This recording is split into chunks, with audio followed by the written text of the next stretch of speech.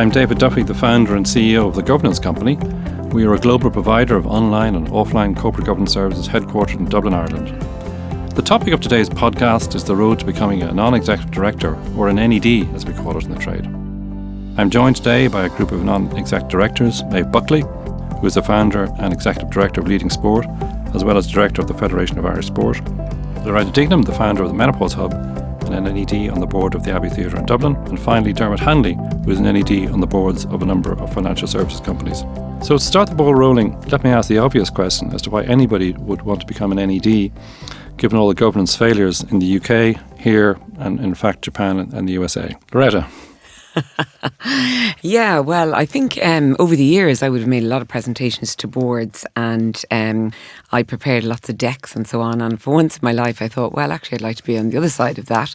And I particularly enjoy the strategic element of business. So I thought it would be a good idea to be on the strategic level, setting policy, looking after governance and risk and so on, and be on a board. So that was what I set out to do.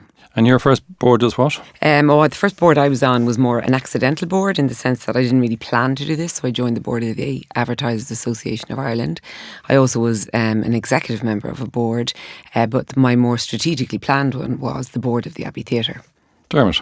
Probably not a million miles from Loretto. I was sort of having spent about 20 years being a reasonably senior investment banker and advising and presenting to boards. I sort of reached that stage where I was starting to give out to the radio and newspapers, and people were sort of asking me for advice, and it was sort of suggested by a third party that it should be something I'd consider. And I looked at, you made the comment off the top that there has been a real failure in corporate governance, particularly in the UK and Ireland.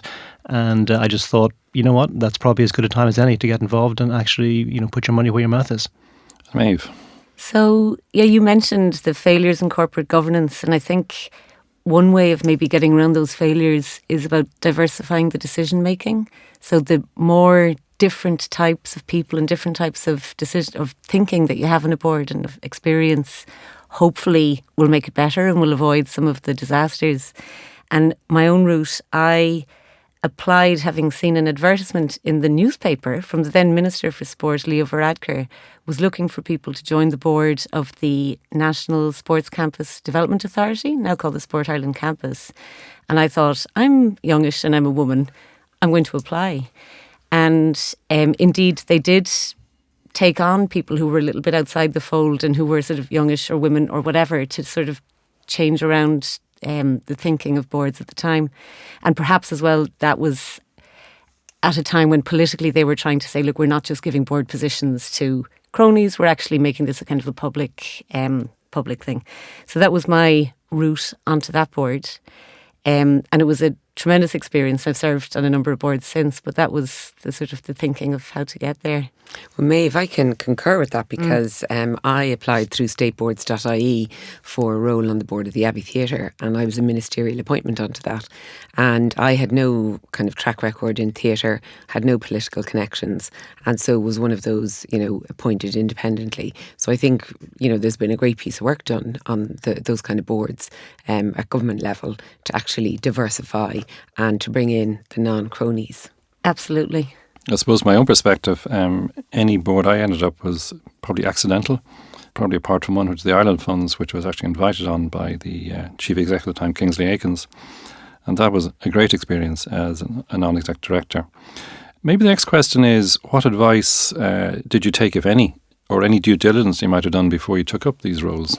It's funny, I'm listening to all this altruism. I was slightly more commercial in my approach to board roles, and sort of viewed it as sort of a stage in a career where I was just sort of keen to broaden out and do that classic gig economy. So I used probably my sort of previous origination experience to be quite methodical about it and thoughtful. And my background, from an interest perspective, it would be more on the sort of private equity and structured debt side. So I've basically used that experience and targeted people who were operating in the space, primarily on the financial market side, and met with them, found out about the new change in regulations, what's required to be on those boards, and then have been sort of within the bounds of reasonably thoughtful and strategic as targeting people I wanted to meet and the kind of sponsors that I wanted to be involved in. So Maeve or Loretta, before you took up the roles, tell us about all the hard work you did before you said yes.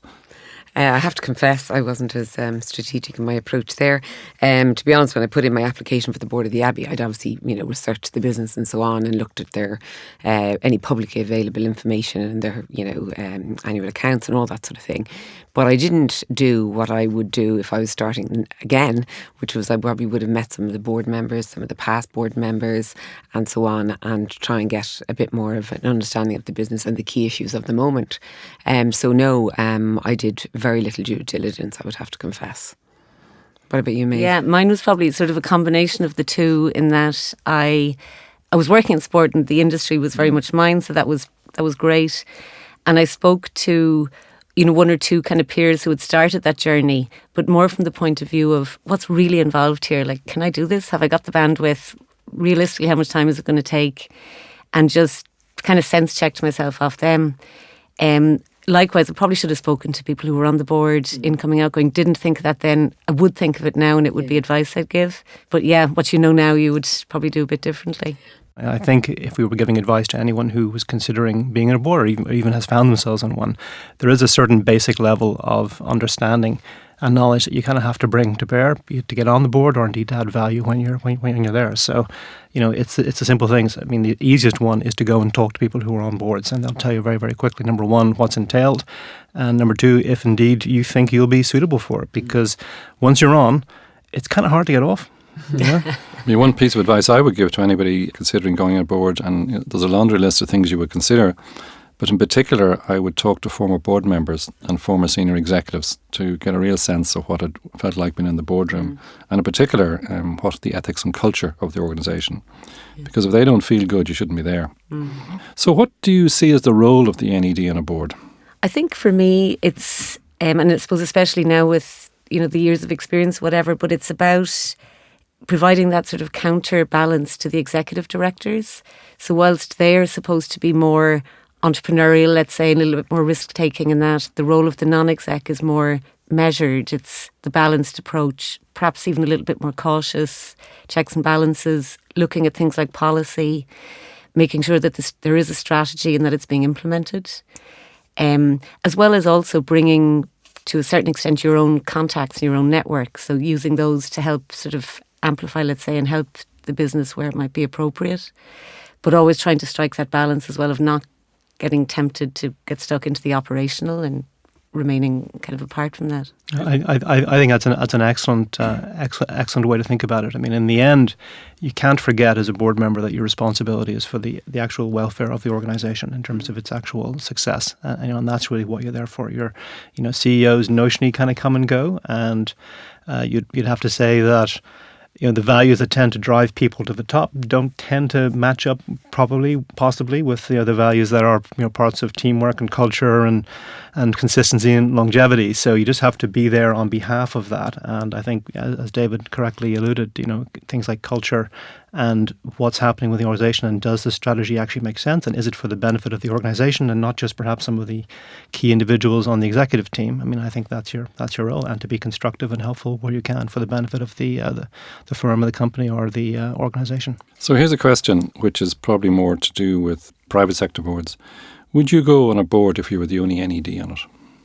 I mean, I think I probably would, because I would sort of feel I would have a strong enough personality to stand by myself, but you'd have to make sure that the mix was correct, and certainly be very clear with the executive directors who are on the board that what your role is and what your expectations are. And if they don't agree with that very right off the top, then that's a real red flag.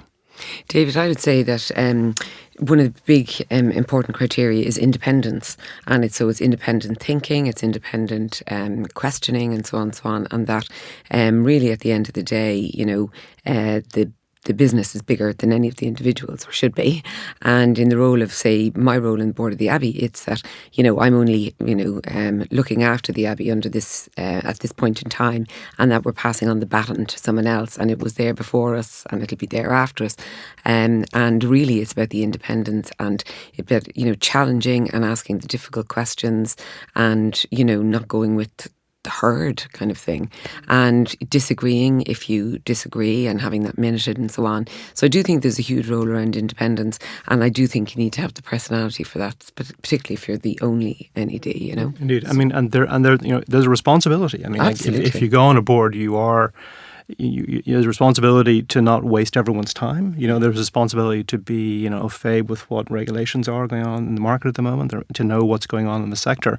And the responsibility is there's no point going on if you're going to sit there like a, you know, frog in a log, basically. You know, you have to be vocal and proactive, and as you say, have the strength of personality. But you can't go there to dominate a conversation or fight old wars, you know, as people often do on boards, I'm afraid. So as you're probably aware, we're bringing out a piece of research. It's been published on the 19th of June, and it's building boards to face the future.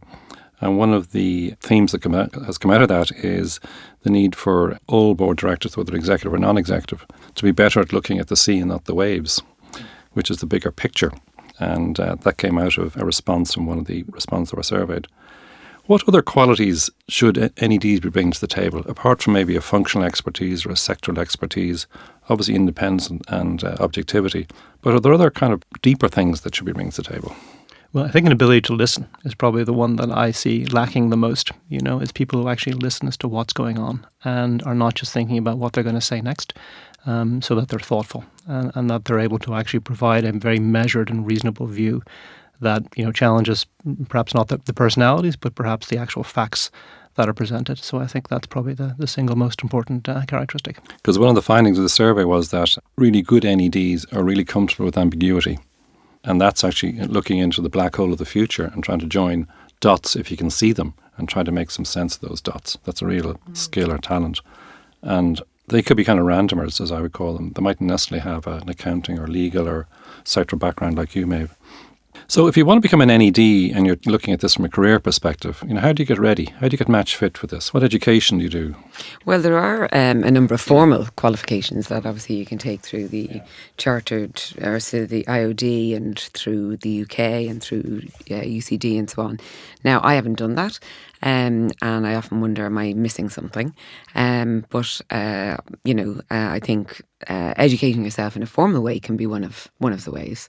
What do you think? Well, I just think there's a huge responsibility. So you have to deserve to be on the board, you know, and that's particularly the case if you're bringing a new perspective and you're part of a diversity wave. You know, you can't just be there because you're different. You have to be there because you deserve to be there. So there is a base level of due diligence you have to do. I think you do have to think about, at the very least, reading the newspapers in detail and not just the gossip pages, even though they're important. And basically look at what you think, as you say, the future risk will come from the future. So you have to be looking further ahead. And certainly it depends on the board, you know, on kind of the role you're in. You know, are formal qualifications useful? I mean, they probably are, right? Because they do at least provide a sort of a framework. I like yourself. I don't have one, but I did feel, you know, given I've got various business degrees and experience, that I'm kind of well able to fight my corner. Do you think in the hard commercial world that you exist in, Dermot, having a corporate governance qualification would increase your price point? I think in a funny kind of way, it might have a few years ago. And sort of the feedback that I get, maybe slightly controversially, is that they almost shy away from people with these kind of formulaic corporate governance qualifications because they're kind of getting tired of the checklist. And really what they're looking for now, certainly in the world that I've been operating to date, is they want people who have business judgment. And that comes from a wide range, and it is looking forward. And their argument would be that, you know, they pay an awful lot of money. They kind of get the joke now, and they pay an awful lot of money to their professional advisors in terms of what's required from an accountancy or legal perspective in terms of doing it properly. So they're looking for business judgment. So you've made a decision to join a board. You go into your first board meeting. How did the first board meeting feel? You know, it's a little bit like a new job. So you're a little bit nervous. There's a group of people you don't know the personalities yet. And you're not yet used to kind of how boards work and the formality and through the chair and all that kind of stuff. So it's very interesting learning that and learning that in general, but then in specifically with regards to the board that you're on, learning the personalities and how they contribute and all of that. I mean, what I thought that day, and I still think is the most important thing, is to be well prepared, have read all the minutes, have thought it through, have looked up anything that you maybe have a question about, you don't quite understand. So go in as well prepared as you possibly can.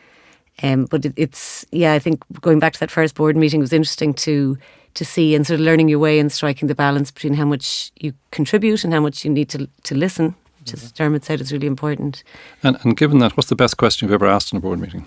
Why are we doing this? Yeah, why? Yeah. My first board meeting at the Abbey Theatre was I'm a ministerial appointment, so there was particular protocol around it, whatever. So I had no access to any papers or anything for the first board meeting. Very peculiar situation, but I was in a cold sweat because the range of the diversity of people around the board was, there was playwrights, there was very senior sort of CEOs of accountancy firms, there was actors, there was people who were like just entrenched in theatre and everything about it, and then there was just me, and I set out a goal for myself, which was to make one contribution that wasn't ridiculous or stupid, and that make one contribution, and then if I did that, at least people would know that I could speak, I might have something articulate to say and make a contribution.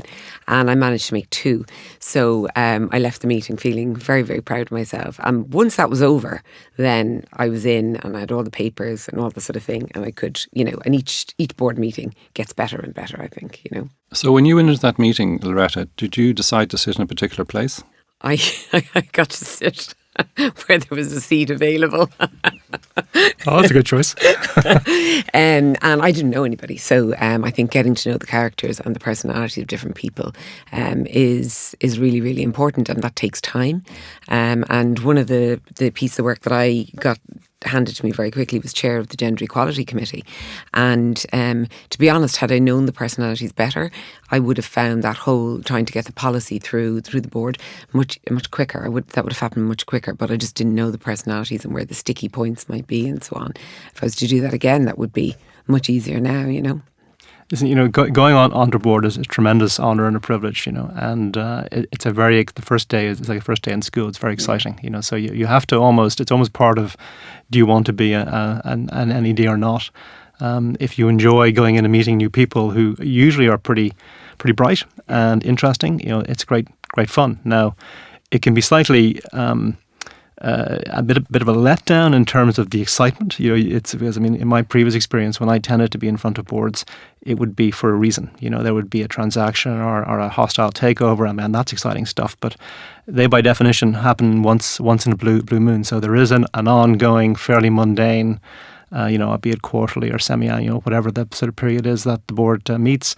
But you have to kind of go through a bit of process. But the dynamic and the enjoyment of people and being engaged, you kind of get out of it what you put into it, really. And your point of being prepared before you went in, that's everything.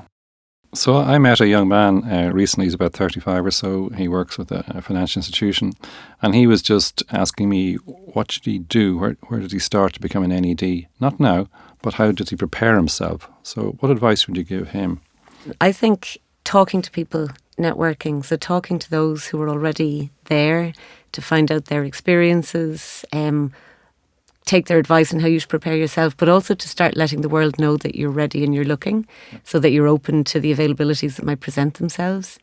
And I think that sort of informal networking piece is critical, especially subject to the industry you're in, but most industries would work the same way.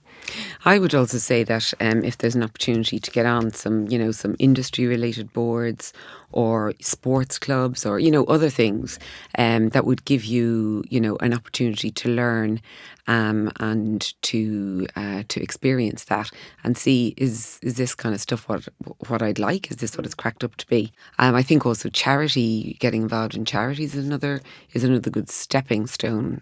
What about, so one is 35, you might look for school boards, sporting organisations, charities. How would you decide which ones you wanted to go on to? Well, you'd probably try and map it up with what your skill set is, really, and what interests you, be it the arts, be it sports, or be it doing deals, right? And that would be how I would sort of start. And I do think it's almost the question of, are good NEDs, born or made? And it's probably a combination of the two. And I think if you do want to get involved in boards, it shouldn't just be because you want to be on the board. It should be because you feel that's of interest to you and you have something to add, and it's something that you enjoy doing. So, if you're advising someone of that kind of mid-30s type age, they should be stepping up into boards of schools, charities. In my case, I organise my five-a-side soccer team twice a week, and I'm by far from the best player, but I do that, and I enjoy doing it. And so it's almost that personality is what brings the whole process forward. So you're the self-appointed chair to that group, I am the lifetime chair, president for life, as they say. But the other thing, David, is I think I was in my 30s or whatever, I was approached to join the board of the AAI, which is the Advertisers Association of Ireland. So that was an industry group. So there's lots of different industry groups that you could, approach, or societies. So, like, for example, being on the Marketing Institute of Ireland, they have rotating chairs and boards and so on. So that's another fantastic way. And it's in your sector, and it enhances your networking ability and so on. And, your company would be very supportive of that kind of thing, I think, where you're working. So how do you make yourself visible in the market? Well, from my perspective, there's nothing more tiresome than someone trying to get business out of you, right? There's nothing more tiresome than that. So try and avoid that. And, if you're there, it's all about, as you were saying, networking, keep playing in traffic, you get hit by a bus, right? So you kind of have to go and get in there and make yourself available and be helpful. Like it's not what you want from everyone else. It's kind of what you give them that ultimately, I think, will lead to the right kind of opportunities and that fit in, because people are paying attention and they like to see people who are the right kind of people, not someone who is just trying to sell you something all the time, be it themselves or be it a service. So LinkedIn, is that a tool one could use? I think LinkedIn absolutely could be a tool, and a board match obviously exists as well. Mm-hmm.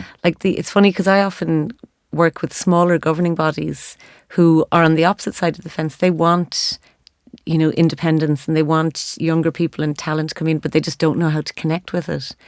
And there's people on both sides of that fence who don't know how to connect with each other, I think, which is interesting as well, because I think there's many 35-year-olds, let's say, or, the starter offer person who'd say, oh, yeah, I'd love to volunteer on the board of a sporting body for a few years. That would be great, But it's how to put them in contact with each other can be a challenge.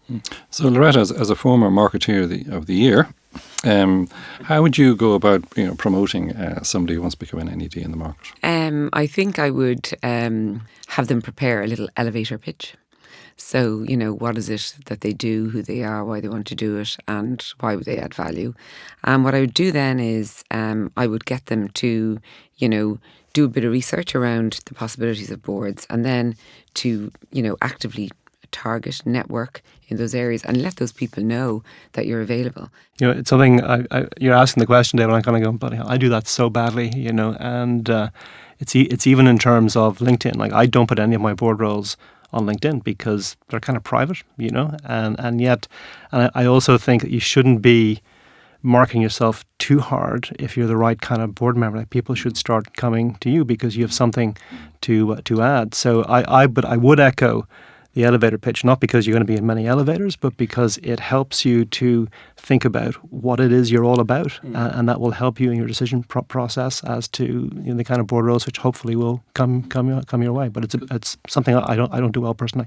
So one of the things I've seen is that we all have networks. So if you want to become an NED, I think you need to sort of sit down on a piece of paper and saying, well, I've got 3 or 4 networks here: a professional one, a trade one, school or business school or whatever. And then just figure out what message do I want to get out there through these networks. And you need to be consistent. So it's, it's high-end private equity, or it's sporting organisations globally, whatever it might be. So it's crystal clear what you want to get out there. And that's part of the consistency. Because at the end of the day, we're a product. Absolutely. That we're trying to flog. Mm-hmm. You need to have the USP. That's what I was talking about. Which Dermot referred to there. Yeah. And what is that? And if it takes you kind of 10 minutes to explain what the USP is, that person has moved on to somewhere else. But you need to boil it down into kind of a sentence or two. David, I could liken it to actually looking for a job. Yes. So if you're looking for a job, how would you go about that? Rather than waiting for someone to knock on your door. And you need to, in elevator pitch. What is your unique selling proposition? What is it? And who are you going to go after, and so on. And then you would probably, you'd have a CV. So you'd have maybe a short summary of yourself and your qualities and skills and talents. And then you would, put it with certain people. So there are, I suppose, in the world of recruitment, there are recruitment agencies, but there are also, is there an equivalent to that in the board world?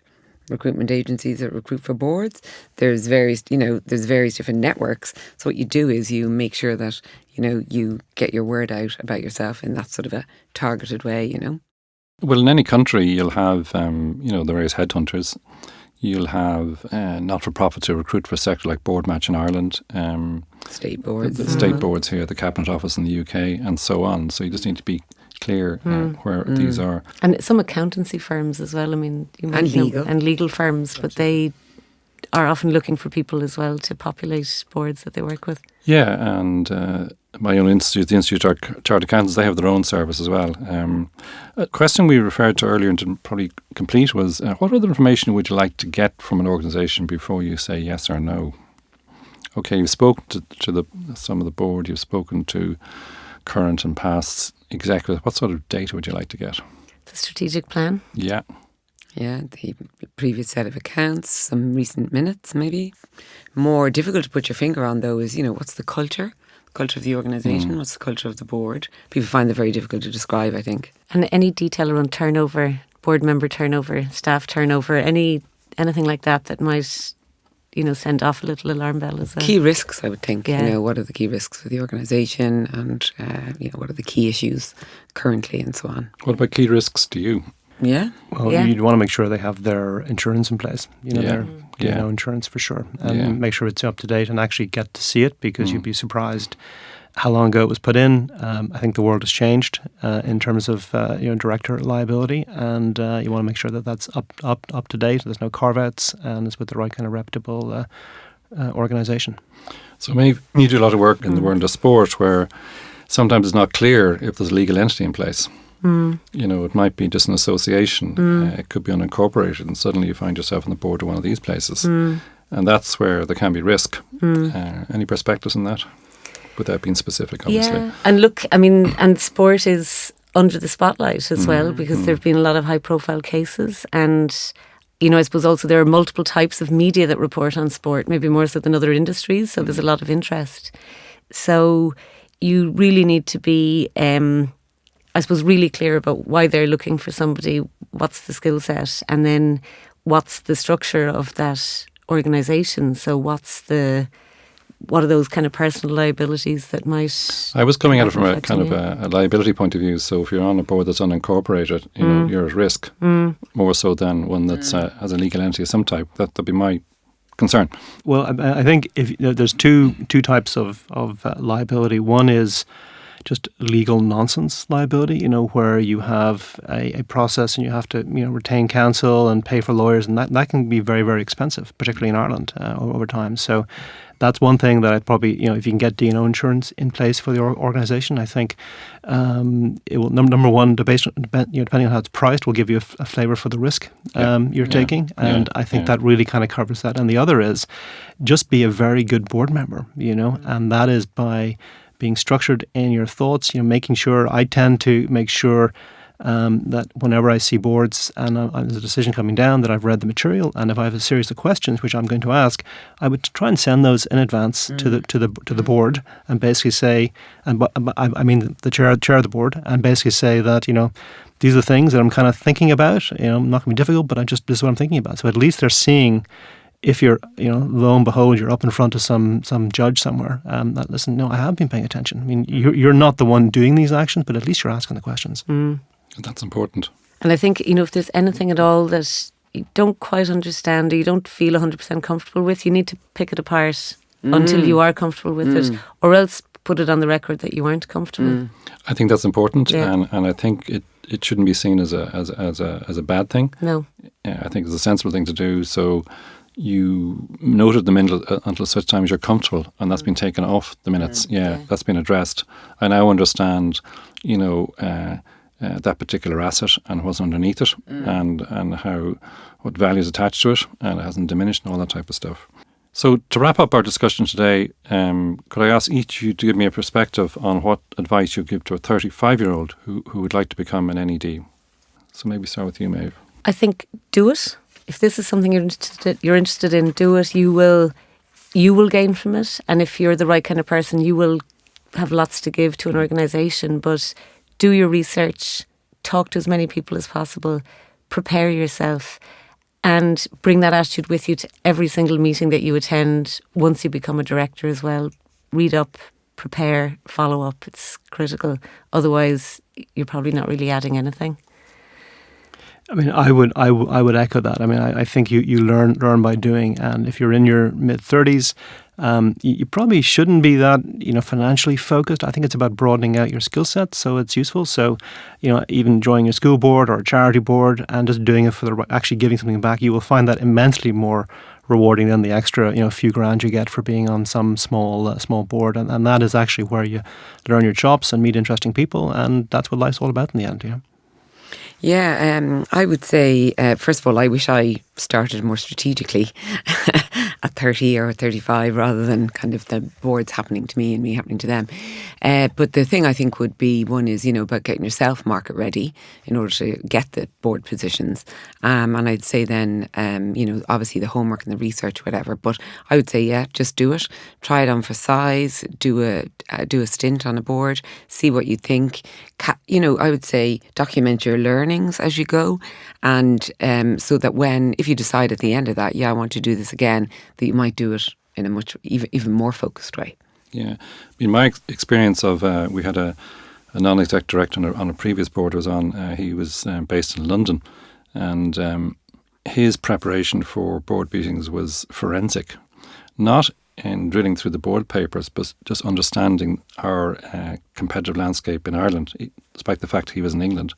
So he would just hoover up Irish papers, Irish journals for the week or two beforehand and read them. And there was always something that he'd picked up that we hadn't picked up that he'd ask a question about. So he read really widely, but forensically, just trying to see, well, what were our competition up to and what we were doing. And I remember one time there was a feature on the various firms in this sector in Cara magazine, and the first thing he said when he came into the meeting, why weren't you in that magazine? I would also say one other thing, which I know you touched on there, Maeve, was about, and you have a brilliant chart in your presentation I've seen, David, that, nose in and fingers out. And I think as a board member, when part of that you're used to being operational, or, even though you're very senior in business, but you're involved day to day, it's a very big adjustment to not to be trying to get involved in the operational detail. But if you give advice or a challenge or an action happens, is that, sometimes it's a long time before you hear back or there's a follow-up or whatever. And that sense of kind of not being involved and not knowing the whole story all the way is an unusual, and that's part of sort of a little bit of ambiguity as well. And that was something that I've discovered, is that, so you're not always in the whole detail all the way when you get to the end. So that's a different challenge than working in an organisation. Well, being an NED, you get a window on the company or organisation. Yeah. It's once every 8 weeks. You're reliant hugely on the board papers and the presentations by the executives and what you read yourself. Yeah. So you really got to be, as you say, prepare well, but actually be very clear about the questions you want to ask to drill down where you need to and where the board needs to, on particular issues.